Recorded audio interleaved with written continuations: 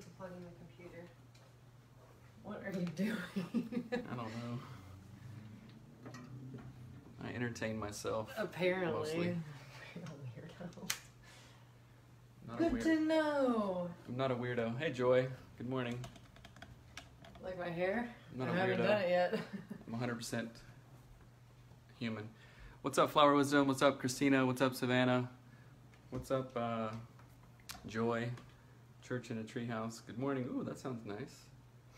What's up, Brad? Good to see you, buddy. B-Red. Yo, B-Red. B-Red. B-Red. Balzac.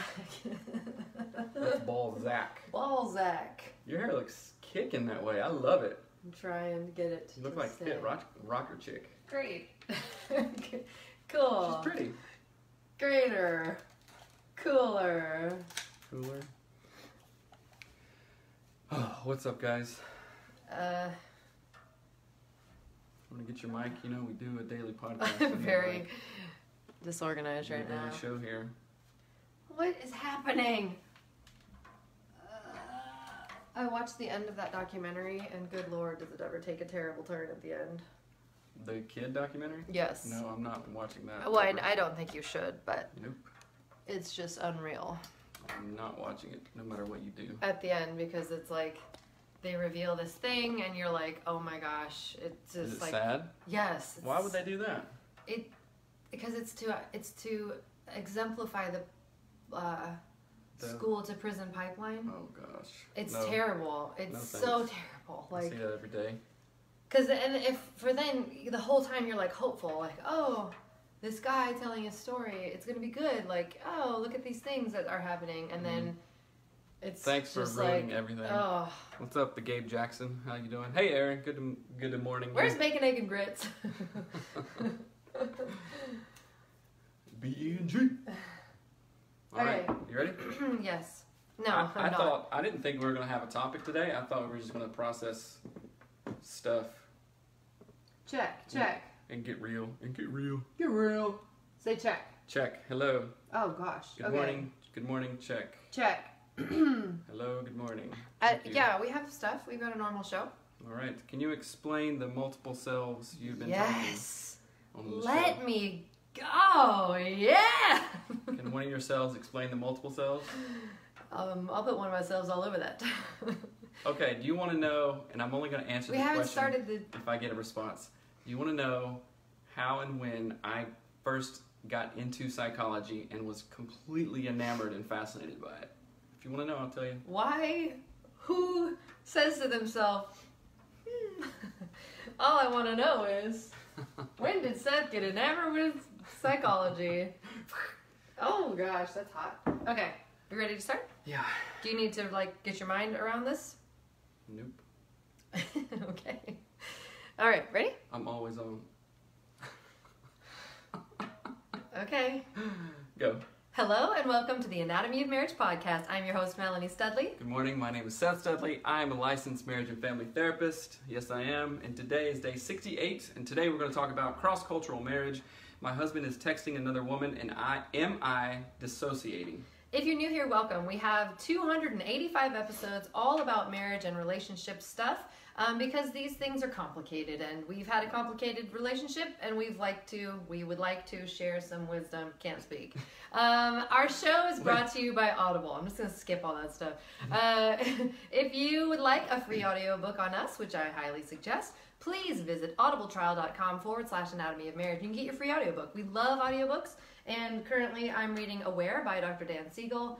Flippin' fantastic. Currently I'm reading The Explosive Child and another book that I don't remember the name of. The Explosive Child is amazing, Yeah. by the way. If you have a child that you are having a difficult time parenting, whether they're explosive or not, please listen to The Explosive Child.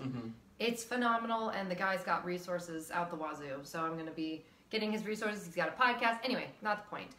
We are live every weekday on Facebook and Instagram at 7 a.m. Pacific Standard Time. So you can always join us there, and you will hear us speaking to people on the Insty. That's right. The Insty and the Facey. British. The Insty and the Facey. The feces, the instinct. Oh boy. Anyway. And we create a show, the show, that we wish we had years ago when we were going through all this stuff. And it seems as if we are continuing to create the show that we wish we could listen to every day. I actually go back and listen to our own show, and the wisdom that you share, the things that I just kind of pull out of thin air, I listen to them later and go, holy crap, I need to do that.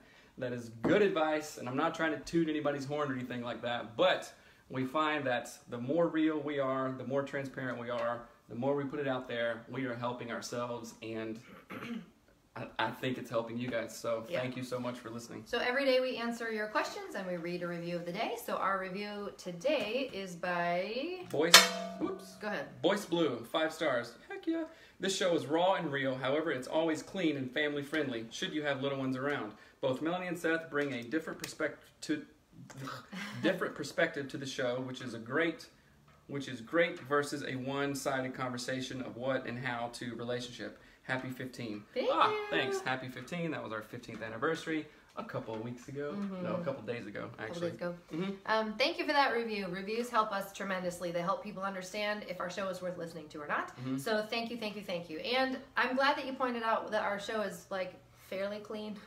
It's something we fight about sometimes because I do not want to swear because I would always listen to podcasts with kids around when the kids were little. Yeah, so. that's right. But sometimes we get into it and we want to swear. Nah. And, okay, whatever. You want to so, heck yeah, I've spent the last 5 days listening to your very first podcast while painting our house. It's amazing. Also, I dig these old echoes, Melanie. I love the echoes. It's like being in middle school. I loved it. Middle school. She went for effect. So, thank you, Church in a Treehouse. And Christina says, it's okay to toot your own horn sometimes, Seth. I know, that's what I thought. Toot away. What's up, Joy? Hope you're doing good.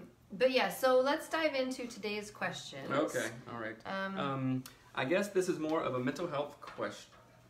I'm curious if anyone has experienced this. I'm wondering if it's hormonal and or triggered by some deeper trauma.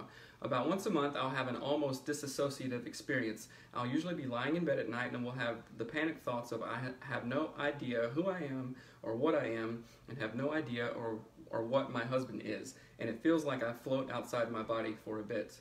You shouldn't smoke weed before bed. I'm just kidding. It seems so simplified when I explain it like that, but it's a panicked, blank, numb, and out-of-body experience. 2 days ago, we were having sex, and it was sweet and loving. But when I looked at him, it felt like I didn't recognize him, like I shouldn't be having sex with this man, or even to be with him, like I couldn't comprehend our relationship, or we're married. I don't know. I'm a 9 on the Enneagram, for context, if that helps, and I'm very happy in our relationship. We're pretty healthy and functional. It's about once a month where I have that horrible, confusing experience. Also, I haven't told my husband about it. It still scares me, and I haven't wrapped my head around it, so I don't even know how to explain it without making it sound like our relationship, or he is making me feel that way. So, okay. Thank you for asking this question. Thank you for asking this question. And this question actually makes me excited for some reason. I don't know why. Because it is really, really interesting to me. And it has to do with the question that I posed in the pre-show about how I got into psychology in the first place. And this is related, so for this person, don't trip out when I'm about to say this, but I got into psychology in 10th grade in a psychology class, and I read a book called When Rabbit Howls by, it's an audio biography by this lady named Trudy Chase, and she was terribly abused when she was a kid, and she developed multiple personalities. He's not saying that this is you. That's why he said don't trip out. I'm not saying that you have dissociative identity disorder, which is formerly was known as multiple personality disorder. I am not saying that. But the power of our brain to click away and go, this is the best thing for you right now. I'm going to protect you with another personality so you don't literally go crazy, right? Yeah. So that's why I got into psychology in the first place. That's one of the reasons. And for this, it makes me excited because I want to look at this as an opportunity. Like recently, when I say recently, maybe in the last 2 years, sometimes, and I think this is called maybe an alpha or a beta state or beta waves in your brain, like when you're lying there, and it's like you kind of go unconscious, and your body is there, but you kind of have an out-of-body experience. I want to reframe this as like an opportunity to look at something differently and maybe learn something differently. Like, what is this experience possibly trying to tell you? And I want you guys to stay with me here. I'm not going all woo-woo or anything. But what would it look like if we reframe this and go, oh, okay, I get to do that. What can I learn from this? And I know it can be very scary. Like, here's a real story. Like, one time I tripped out, and no drugs were involved or anything, but I was in a sweat lodge because we do native stuff. And my body was like literally floating, and I was looking down here, and I was like, whoa, this is crazy. And there was like no pressure, no anything. And that was a very much a disassociative. I kind of knew where I was, but I felt like I was literally in space because everything was dark, and I just felt like I was floating in space. And it wasn't scary. I tried to reframe it and go, oh, what is this? This is new. This is something different. I've never had like a kind of an out-of-body experience like that when I've been with another person. Really, I can understand why that's scary. So moving apart from the reframe piece, I would like to see you really focus on the reframe and not be like, oh my gosh, this is crazy, I'm nuts or something like that, because I don't believe that's the case whatsoever. But then I also would look at has there been trauma that maybe you don't know about? You know, is your body trying to tell you something to process this trauma? I may, because you said that you have a good relationship with your husband, I would talk to your husband about it and see how he can support you in that. I don't know, if I was your therapist right now, I would say, okay, let's have a trauma inventory. Did anything happen when you were younger? What's going on? When did these first start? Did you have a change in medication? Did you have other outside stressors? Has your mom or dad told you something recently that you don't understand? Things like that. I would go through all this stuff, right? And I see that you had something to say about it, but what do you think? Well, I agree with that. The one thing I will say that is in relationship to what he said, you said you want to do a trauma inventory. I think that's wise. Obviously, Seth is a therapist. Listen to what he says, but do not go looking for trauma, if that makes sense. So I think that you kind of did that for a while, where it was like he was experiencing, I don't know if it was like anxiety or I don't know how you could pinpoint the... Let me say something. The fact that you're 9, I think we've had similar experiences here, so continue. Yes, I was...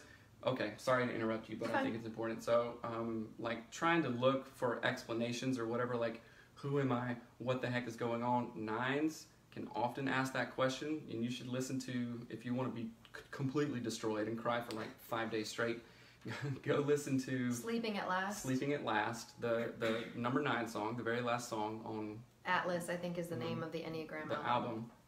And he says, who am I? No, I only see myself through other people's eyes, and that's what 9s do. Like, sure, I'll do anything to keep the peace or do this or whatever. And if Melanie says something, then I am that. If my boss says something, I am that. Yeah. If my parents say something or good friends say something, I am that. If my therapist says something, I am that. Right. So we have a difficult time finding that. So like you asking the questions, who am I, what am I? That honestly, I just want to normalize it a little bit because I have felt that way. And I would dig into more 9 stuff. Sorry to interrupt you, I know, but this is important. I would dig into more 9 stuff and really take a hard look at that. Yeah. I just do want to, again, really reiterate, don't go looking for trauma. Don't go looking for abuse in your past because you can manufacture it. And the only reason that I'm saying that is that I think as a 9, you might be fairly persuadable as a person. Seth is that way, and it doesn't, not right or wrong, it just is. And so like when he was seeing his therapist, I think it was with your EMDR therapist person, he got so mad at me and I hadn't done anything different. And it was like, because the therapist put it in his mind that I was just this bad person, and it was like, this is already stuff we've dealt with. I've already apologized. We've done a whole season of a podcast about it and had conversations with therapists about it. And then all of a sudden he came back home and was like, you're the enemy, you're the worst. And I'm like, what is happening? So be very cautious and be aware of your own like proclivity to do that. That's not, I don't want to scare you though. I just think it's important. But then the things that I would say, which I think someone in the women's group mentioned this, track your cycle, like for real, track your cycle. I have an app that I use called Eve, and it has a bunch of stuff in it. I don't even care. All I'm there for is the calendar. It's phenomenal to track your cycle. It's one of the most helpful things for me to understand my patterns of like when I get mad at people, when I feel frustrated, when I feel defeated. And all I've got to do is look at that calendar and it's like, oh, the dots are coming of the day of my period. And that's why I want to cry. That should have I should have a link on my phone for shared information. Yeah. On that, like for real, that would be a really good feature in the Get Your Marriage On app too. Yeah, actually, I thought about like, that. Oh, wait a minute, it's a week before or whatever. Or it's like so it's important to track your cycle, and it's not because it's all hormonal, so it's like it's just super important. So what? Somebody says I would go get some blood work done and maybe check hormone levels too. Yep, right. That's Obviously, really important. hormone levels fluctuate. I would also look at patterns. Look at the patterns that are around this. Like maybe have a journal of behaviors, even things like diet, what you're doing. Is it a certain person that you see every once, like, is it family members that are triggering this? And honestly, does your house have mold in it? Mold can make people crazy, like legitimately make you like hallucinate. So if you live in an old house and you've got some mold up in there, maybe that's a thing. I'm not going to say it's not. There we go. Check your mold levels. Check your mold. Let's see. Don't eat blue cheese. I have checked my hormones, and it's crazy how a little shot can change your whole life. That's awesome to know. Let's see. Thank you for sharing that. A little shot, like what? Tequila. Just kidding. Estrogen? I don't know. I didn't write the comment. Thyroid. But hormones? look at this mug I'm drinking out of. Huh? Isn't that a serendipitous timing? It is, isn't it? Okay. About 10 months ago, I was 7 months pregnant with our second child when I found a text conversation on my husband's phone with a woman that he works with. From what I could tell, the conversation had been going on for several months and included my husband's telling her how beautiful she was, how he misses her when she isn't at work, and an inappropriate dream that he had about her. When I brought it up to him, he took full ownership of the things that were said and didn't realize it was inappropriate. He said that there was no meaning behind any of the things he said to her. He told me that he had never gotten physical between them, things that had never gotten physical, but that I also didn't deserve to be disrespected in this way. He assured me that he would stop talking to her unless it were work-related. I have forgiven him completely, and am having some trouble dealing with things that I saw in that conversation. I tried to bring it up once, got an eye roll and a heavy sigh from him, so I didn't even continue. How can I bring this up and gain some closure without him feeling like I'm beating a dead horse? You can use the clearing structure. You can do whatever you need. Your husband rolls his eyes. Get out of town. Not acceptable. I love you dearly, but do not do that to your wife. This is true. I would use the clearing structure. Not when you, like, when I found the text or whatever, I felt like this. And you can also do the clearing structure around when I tried to bring this up and you eye rolled, I didn't feel, then go through the list of your feelings. I think that's, things like that.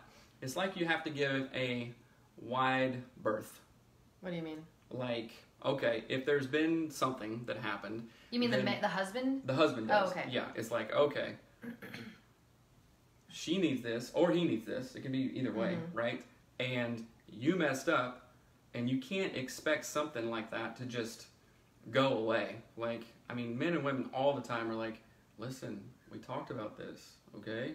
I mean, like, maybe, sure, the, 400th time or something like that, I guess. It's like, okay, there might be something else that you're, obsessing over or, something that it triggered in you that is your own stuff, right? Yeah. And I think this, happened in our relationship. I was really just doing the best I could, but it wasn't good enough for you, Sure. What?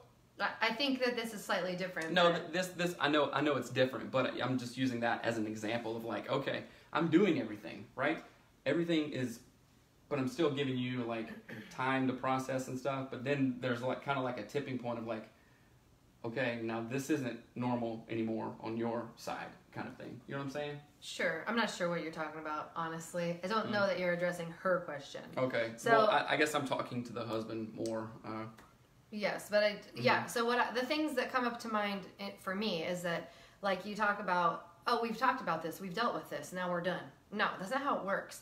And I always liken it to having surgery, like a serious surgery, right? I had my spleen removed when I was 10 from trauma. I had my appendix out. I've had different surgeries, and the healing that it requires is not over in a day.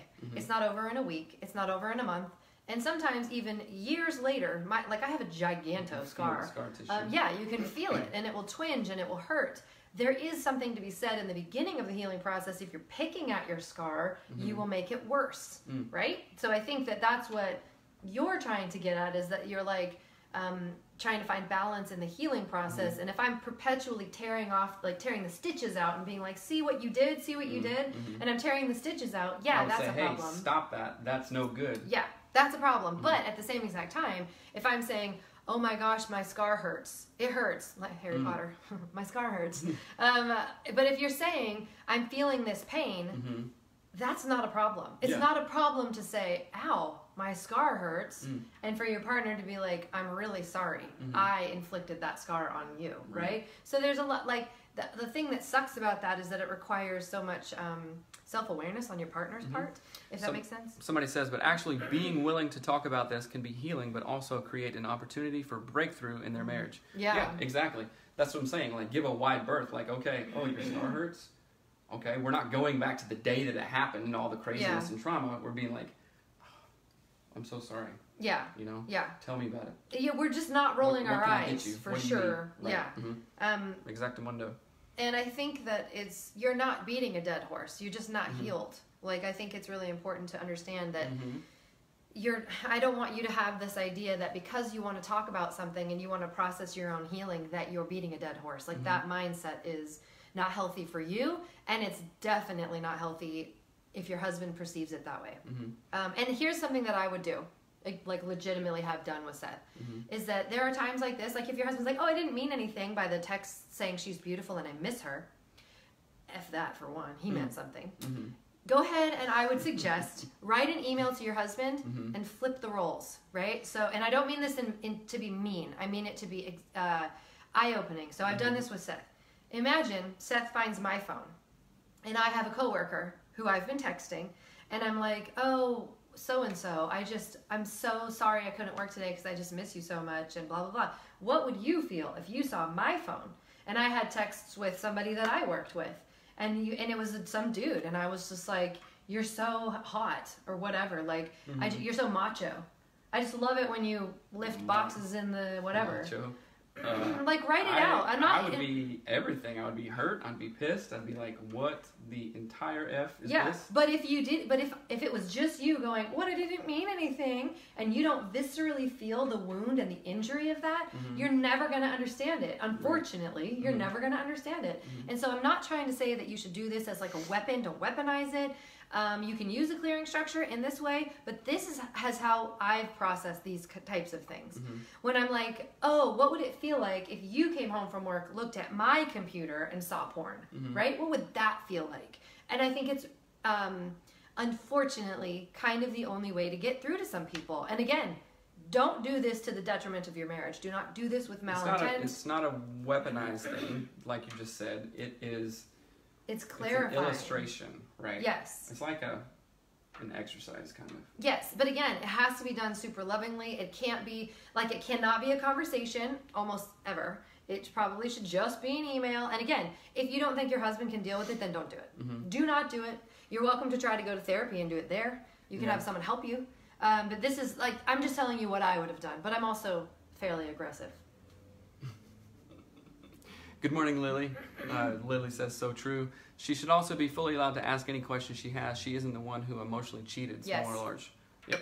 Yes, I agree with that. What's up, Andy? Will you scroll up? Because there was some stuff we missed. What's up, Rochelle? No, I read it. I've checked my hormones. Yeah, we read it. Okay, I don't know why I accidentally skipped this question. Okay, the next one. I'm going through a period of deconstruction while my husband is not, so that is difficult, but I'm also thankful to finally find some tidbits of advice about that in a few of your episodes. I'm also hoping the clearing structure helps when we get into arguments. I'm wondering if you guys have episodes or resources on cross-cultural marriages specifically. I'm from the Midwest and my husband is from India. That throws a whole new issues into the marriage and raising kids. We've been married for 7 years and mostly it's great, but culture differences come up and cause real problems and hurt. Thanks for your podcast and for you and Melanie being so raw and real with the world. It's so helpful and beautiful to listen to. Thank you. Okay. Thank you for this question.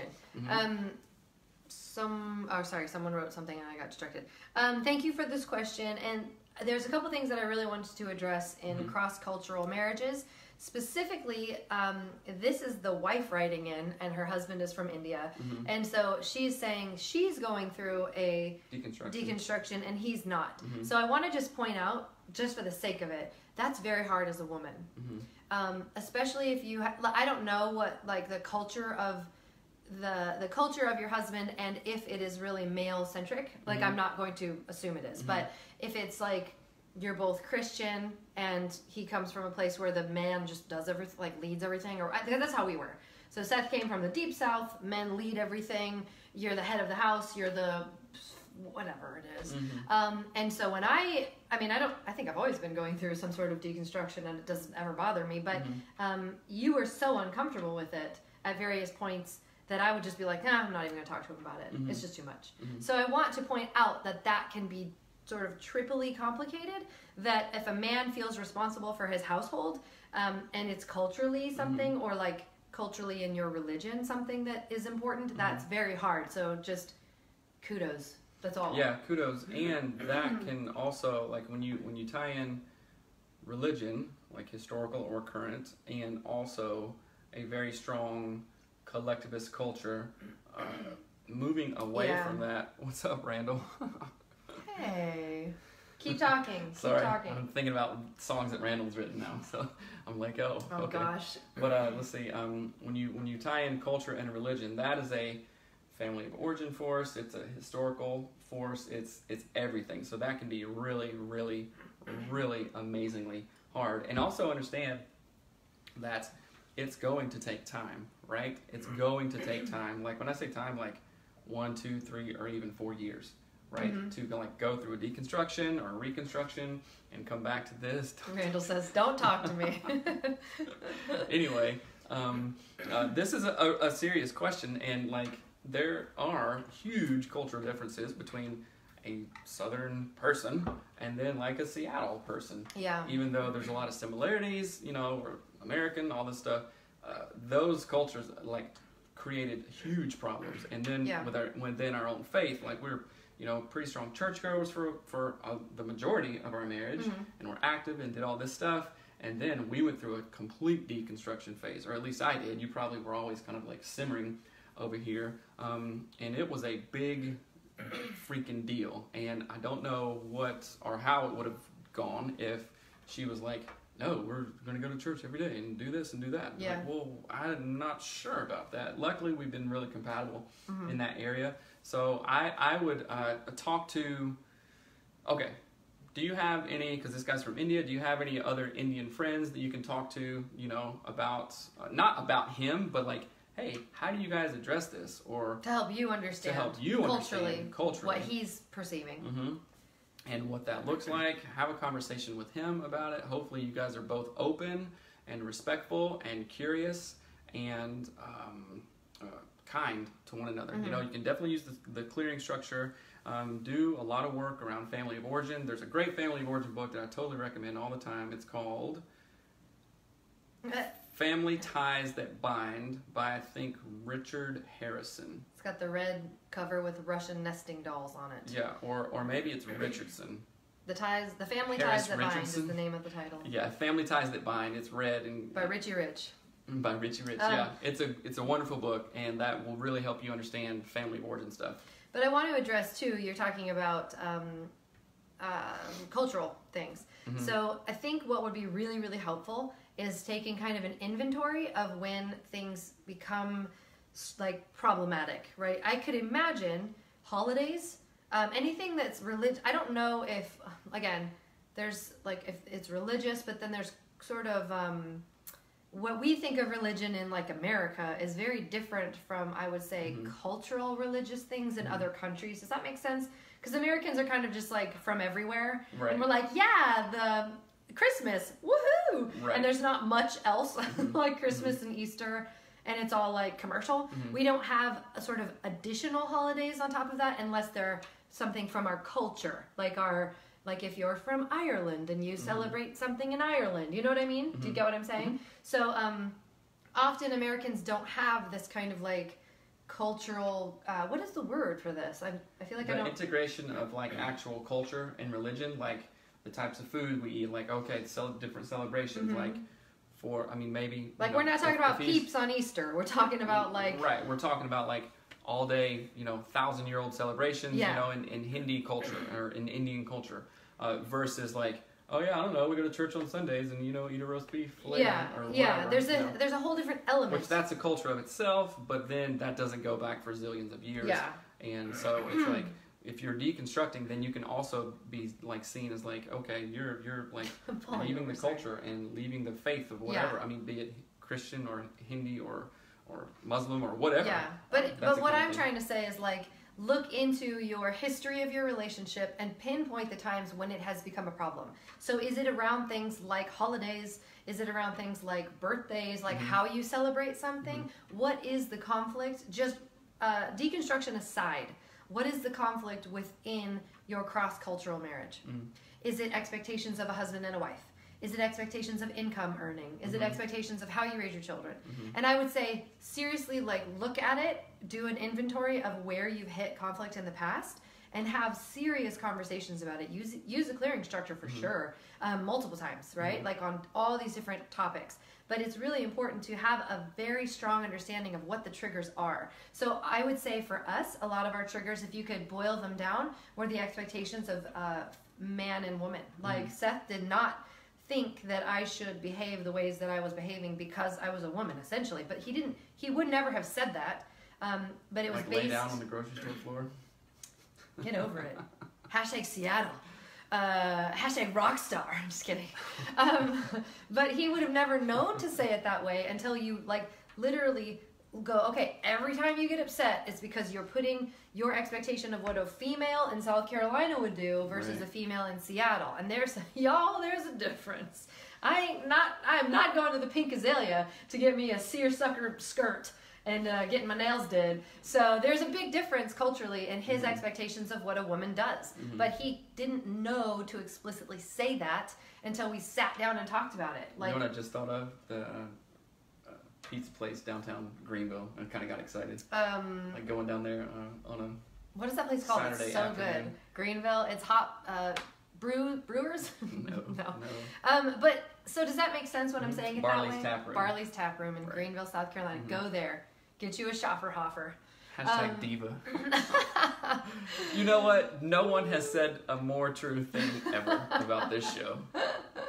That was funny. But I think it's really important to really assess the conflict that you're seeing in your marriage that is specifically related to culture, and it's going to be around things like expectation, unspoken. And again, I actually suggested to this person, I emailed and said, please listen to season 1, because especially that Who Taught You to Hold a Knife Like That episode, and then You Should Know This Already episode, those two are huge about differences, cultural differences, and expectations. And that's really probably where the majority of your problems are happening. But I think one thing that helped us walk through some of our, I would say, your deconstruction, only because I grew up in a home where my dad, like, we had native, my grandma, we're Indian from, Native American. And there's been spirituality in my life forever that's not Christian in origin, so it's never bothered me. But it bothered you for a long time. And so what... Well, it bothered me because I didn't grow up that way. Yeah. I like felt It was something unsettling. always, but I was like, oh, this is crazy. This is completely new.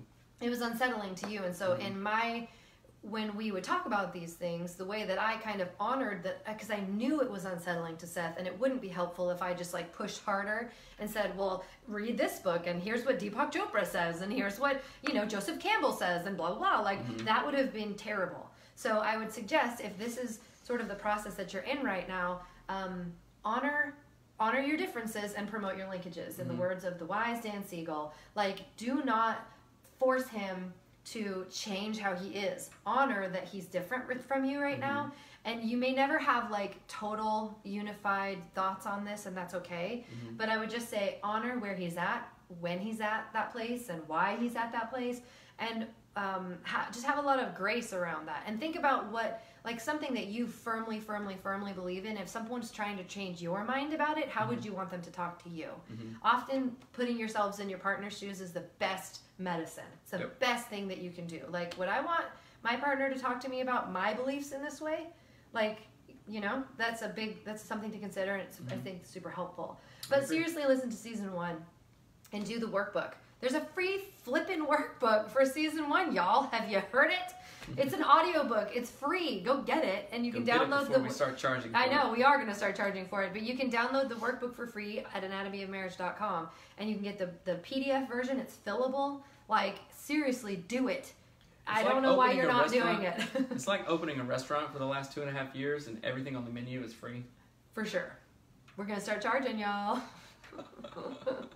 So, okay, we're at 31 minutes. Do you want to wrap it up? Or do you want to give people some updates and stuff?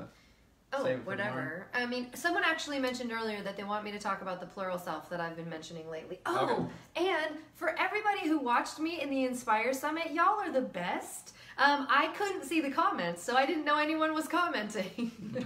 I did the Inspire Summit with Hello Courageous and Melissa Scott, and it was so fun. I was like, someone even said, they're like, you look so happy. And I was like, I was like so ecstatically happy. That is my bread and butter, I think. That's your jam. I love it so much. It's one of your highest selves. It is. I'm proud of you. Good job. Thank you. I loved it. I adored it. So thank you for listening and watching it. If you were there with me, but I couldn't see your comments, so sorry. But someone talked about, can I talk about the plural self and the individual self for a moment? Yes, I can. So I want to start with the plural feeling man is what I call it. And this is, I was thinking about it this morning. This is kind of what our son is doing right now. Our son is 10, and he's having a really hard time with lots and lots of things. And right now he's stuck in the feeling singular self, right? He cannot see anybody but himself.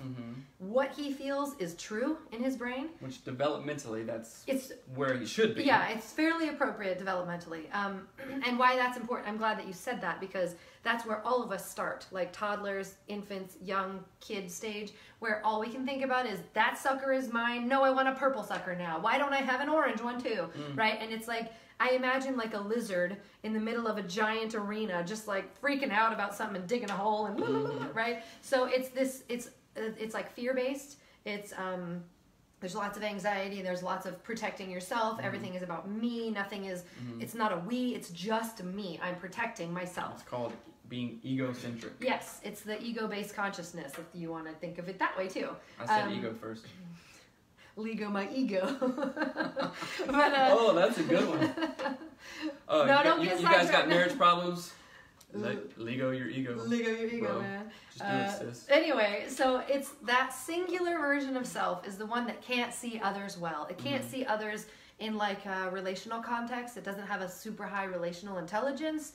It's sort of lower emotional intelligence, right? Like a animal, just kind of like, blah, blah, blah, I don't know what to do. Whoa. Toug's a lizard. He is a little bit of a lizard. So then the plural, and this is all sort of just, it kind of comes from a mixture of different places, things I've read. But one of them is, Dan Siegel talks about this idea of having like the brain beyond your brain, if that makes sense. So there's the like feeling you, and then there's the thinking you, which I imagine is up at the top of the stadium, like in the nosebleed seats of a stadium, looking down at the singular lizard person. There's your natural man and the sovereign man. Sure, whatever. I'm just kidding. I've talked about that before. So you're looking down at this lizard in the middle of the arena going, what on earth are you doing?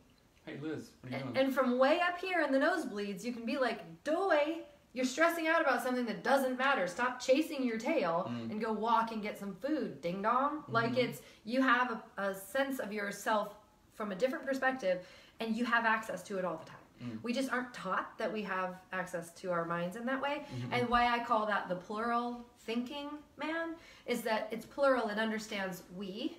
It understands relationship. It understands I am biopsychosocial spiritual. I am a body. I am a mind. I am a soul and a spirit. I am a sexual person. Like it understands the complexity of humanity, essentially. The ability to hold multiple viewpoints on certain things. What's that called? Maturity? Yeah, really. It's like emotional intelligence is a little bit of what it's called too. Right. So that's the basic concept is that, and the reason that it's important and the reason that I started kind of following that line of thinking and talking about it more was that I need that. I needed it as a tool to stop me from yelling at my kids and yelling at Seth. Like legitimately, that's the only reason that I was following that line of thought was like, how the double bleep can I stop being so mean to my husband and my kids? How can I do that? And I had to stop and go, what am I doing that's making me be mean? And I'm like a lizard standing at the kitchen sink, putting the dishes away frantically. I'm so mad. No one else knows how to push the dishes away. Blah, blah, blah, right? And I'm there and I'm just mad. And I'm a lizard and I'm dumb. And I'm so angry. And then I lash out at my kids and I lash out at Seth and I tell them how wrong they are. And I tell them, why can't you put your crap away? And should I throw your Switch away? And I should just give you up for adoption. I never said that, but I could have. I probably did. Please don't. I won't.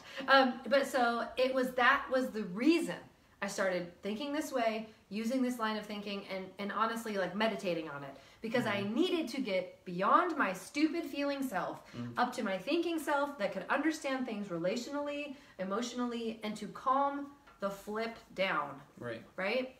So that's what that's all about. I hope that made Somebody sense. says, does this idea come from somewhere? Yes, Christina, the ether. What?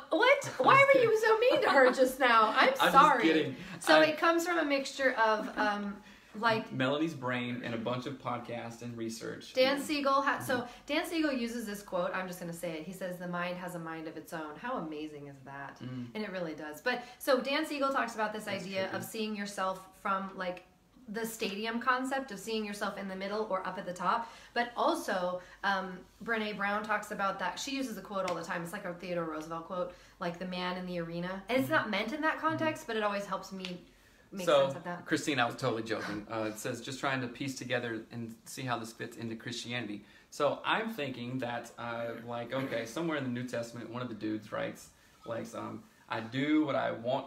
What is it? Paul. The Apostle Paul says, I don't do what I want to do, and I do what I don't want to do, and yeah. So like, yada yada yada. If you think of that, it's like part of me wants to do something, the other part wants to do something else, right? So that's like two opposing viewpoints, right? So think of it that way, like, oh yeah, we want to do this, but we're led to do this, or like sometimes we really want to do good, but we don't. Yeah. Or we do. Like and I think of also like the I don't know what Bible verse it is. I often mix. It's like a song lyric too, but it's like no longer I who live, but Christ who lives in me. And I think when we can think of things from like a plurality right there too. Yes, when we think of things from like a Christ-centered awareness, it puts us in a totally different zone. Like we're not selfish when we try to think of things from the perspective of like an omnipotent, all-knowing, all-seeing God. He's up at the nosebleed section. He's not down in the middle. I mean, yes, if we think of it biblically, like he walks with you, one set of footprints in the sand kind of business. But in the same exact way, he's trying to get at, just hit my own earphones. I think there is a whole element to, in the Bible, we're trying to see the humanity of everything. The things that link us as humans, not just... Does that make sense when I say it like that? And like, honestly, I think that this idea, most ideas can fit into Christianity and into other religions too. So it's not just like, oh, it's not Christian, we can't do this. Well, and for sure... Because there's like so much wisdom out there. Sure, some is not good, but we, I believe, have the discernment to be like, this is good, this is not good, this is good for me, this works, it might not work for me, but it works for other people, kind of thing. Somebody says it would be awesome to marry this idea with the Enneagram and different sides you have. Like when your disintegration, stress number comes out, plural thinking man can identify that and then lead you towards health. Yes, that is absolutely correct. And so who did we just interview? Jeff and Beth McCord of, the Enneagram... something. Your Enneagram coach. Your Enneagram coach. They talk about Two this. people just saying Galatians 2:20. Y'all are rad. Yeah, y'all are rad. They talk about the integration of Christianity and the Enneagram, which is super awesome. And they're going to have like a zillion books come out on it, like literally 42 books on each Enneagram thing and the types and how they go. And I believe that comes out in October. So and I think, sorry. No, I was just going to say 100% check that out. And I think one of the things that happens when we use the idea of the plural thinking man, it's self-awareness. That really is what it is. I just had to use it, like my brain needs certain words to make it make sense. I often will re-language what people say, like, to make it make sense in my mind. So honestly, it's self-awareness and emotional intelligence is really all that is. But when I say it in the plural thinking man, it helps me. I want to be a man. I'm just kidding. Thinking woman in your case. Somebody says, yes, we all need a piece of the puzzle that our neighbor might have. That is 100% right. And I think just yesterday I talked about because this idea came to me like, when I was laying down in kind of like a disassociative state, not anything crazy, but like I get these ideas, and the idea of like, man, I have like lived 1,000 days before this, and each day culminates into who I am today. It's like in Indiana Jones and the Crystal Skull when all 12 of the alien skeletons combined. It's just like that. It's okay, just like moving that. forward. I love Indiana Jones. No, but the idea of, so I right now am a culmination of all my ancestors before me, right? Literally am, good and bad. And then also, I am still my past self. And then also, this is really trippy, I am my future self too. You're all the aliens in front of you. Because what I'm doing right now is going to affect my future. And this idea is, what is it? That's such a weird sentence. I am my future self. Oh. Yeah, I like that. It's really like trippy. And then like 3 in 1, then you get into like Christianity and go, oh man, that's crazy. Kind of because I am my past, I am my present right now because it's all I have, and then I am my future. And I'm not alone. Ooh, yikes. No longer I who live, but Christ who lives in me. I'm not alone. Plurality. Like, yeah, it's plurality. And I think, and gosh, I'm reading the Dr. Siegel book, Aware, and it's just so trippy because he talks about like, the self is really just like the mind and what you think about what you're doing. Like it gets real trippy, but it's so true. And it's all science-based, but also faith-based. It's amazing. It's really amazing. So, hashtag, I'm about to get real again. So I was going to stop the show, but I'm not going to. So yesterday was like crisis mode in our family, right? I'm totally switching gears, right? Okay. Because of the stuff with our kid and just getting stuff together, and it's just been really crazy, right? So, and we're doing coaching right now, and I was very strongly encouraged not to give up on something, right? And it was really kind of an important thing, right?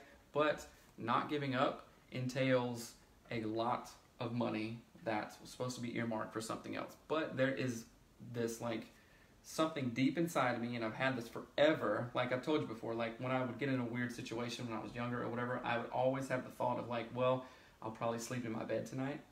Like, do you remember? Yes. Have I told you that before? Yes. And like, so this money thing is like, I'm not actually worried about it. I'm like, your dad has always said, do good work, the money will come and stuff. So it's like, although it is going to be a huge financial strain, I'm kind of not worried about it. And it's like, it's hard to explain. It's like, it will be okay kind of thing. You know, like despite all this craziness and the change, like I'm not going to Dubai now. I've canceled that because it's too much of a craziness on our thing, on our house, our relationship, on our marriage, mainly with our kid. It's going to be too much travel and stuff. And we were talking about, okay, let's just across the board stop all this stuff. You stop producing another podcast that you do. You stop producing a documentary. And I'm paring down on things at work. But we came to the idea of like, well, do we want to do the show every day? And we both said immediately, yes. And that's because this show is helpful. It helps us in a good way. We know that it helps you. We know like interacting with you guys. And I think that's why this just works. Like making the show helps us, right? In such a good way. And it's also like therapeutic for us, you know? And it's been really, really good. So I wanted to thank you guys for that. And then like remind people and remind myself, every single word I say is just me talking to myself basically, the value of community and the value of like group therapy, which we're going to be kicking off soon, and it'll be a paid group. And like I said before, what we pay for, we value more. And I just wanted to thank you guys and thank you for that encouragement. And it's super important. Do you want to share anything about yesterday?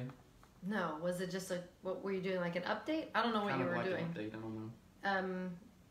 Yeah, I don't know. My brain was so far away from that. I'm having a hard time getting there. What are you thinking about? I just didn't know that that's what you were doing. I didn't know what was going on. Sorry. I just sat here wondering what you were going to talk about. Yeah, I mean, we've had a lot of really crazy things happening with our family. Not Seth and I necessarily, but like with the kids and the dynamic of how we manage. One of our kids is just sort of falling apart. And it, in a way, it kind of imprisons everybody else. So it's weird because it's just not something that I thought was a thing you know, like I've never experienced that. I didn't know what that was like. So it's something that has been really difficult to navigate. And what I'm excited for is that things are changing because of that. I've decided to stop doing the other podcast, the documentary work for now, so that I can focus on our family and our children, all three of them, not just one of them. And that does have a huge impact on our relationship and our just what we do every day. But I do think it's really important, and I'm excited for how that's going to translate into the future of how we process this stuff in this show. Honestly, like this is something that I don't know where I could get a resource about. I don't know how I could learn about it. I don't understand what that's like. And honestly, I've been documenting some of the process. I've recorded things that he said to us, like not maliciously or weird or in a bad way, but it's so important that parents understand they're not alone. This isn't just them. It's just hard to explain, but I can say I am my future, right? And I'm looking at this with as much hope as I can have for it, because it's incredibly stressful in the moment.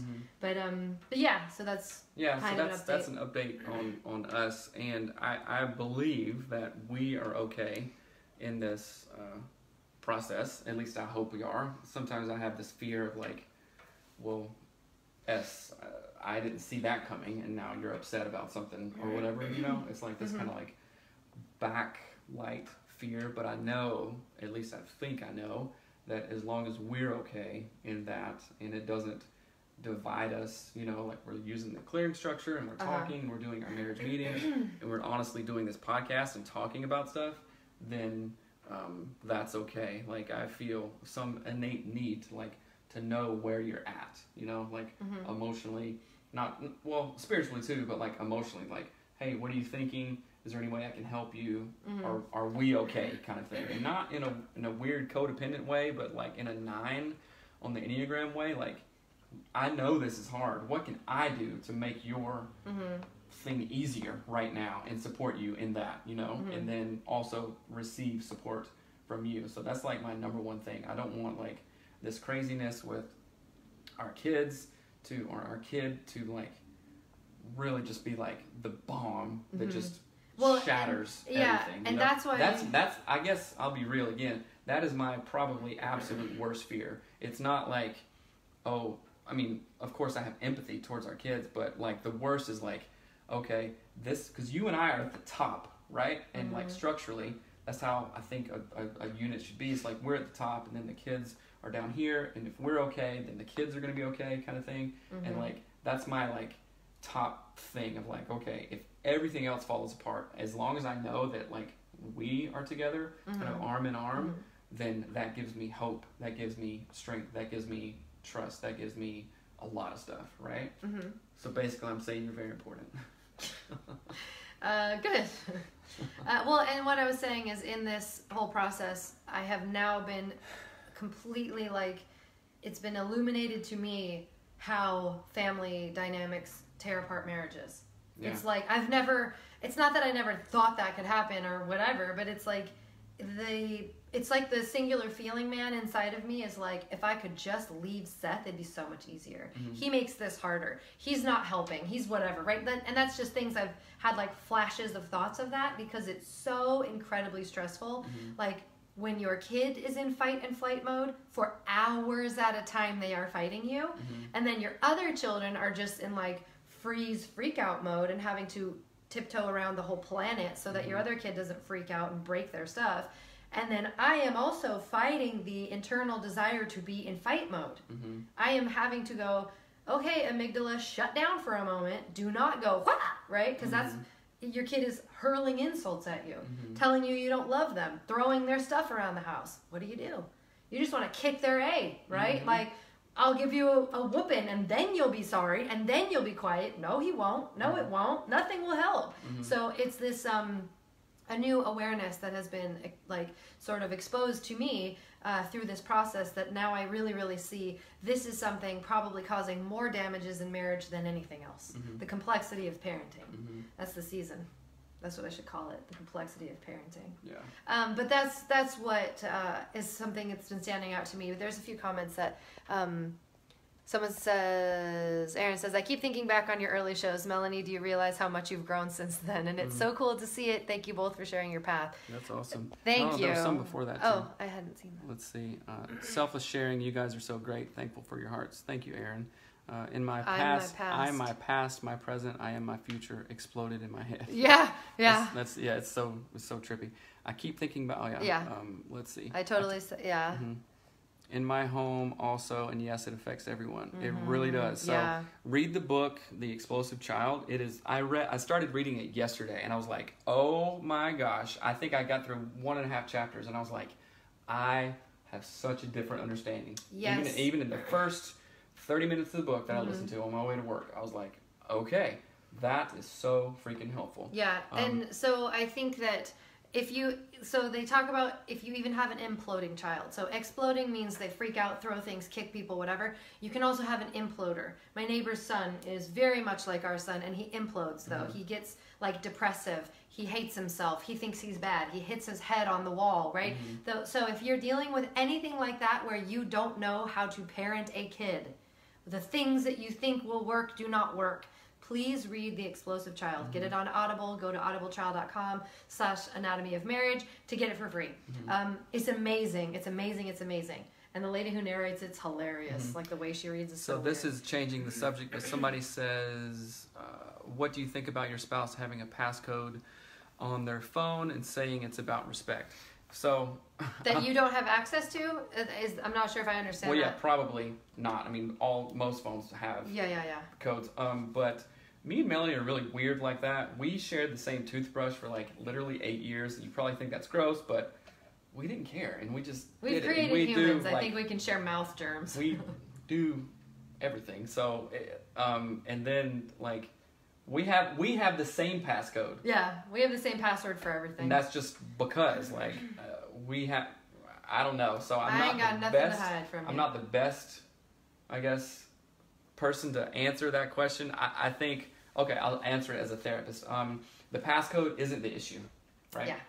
The passcode is not the issue, and her or him saying it's about respect isn't the issue. Now, maybe you're like going through the phone, searching for stuff. So maybe the passcode is a product of your behavior. You know, somebody being Snoopy or whatever, or having mistrust. Snoopy. It's so cute. Just the word Snoopy is cute. Anyway, I would say go gingivitis. Yeah. But yeah, I think I agree. Like the password is not the problem.